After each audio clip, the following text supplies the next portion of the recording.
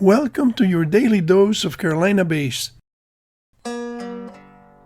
Carolina bays and other younger Davias secondary impact basins are usually elliptical because they originated as inclined conical cavities. However, impacts on inclined terrain are deformed in predictable ways by the force of gravity. This image shows an area in South Carolina near the Savannah River that has many downhill impact basins. They have a peculiar guitar pick shape. There is a link to the LiDAR visualization tool for Google Earth by Davias in the description of the video. A downhill impact creates an inclined conical cavity with a steeper grade on the rear part of the penetration funnel. During viscous relaxation, liquefied soil flows into the rear of the basin while the whole hillside slides downward.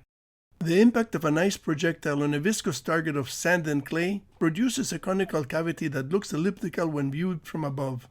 The downhill impact modification can be modeled by tilting the impact target in the direction of the impact during viscous relaxation. The rear part of the impact cavity is modified by the flow of viscous medium into the cavity as the whole surface slides downhill.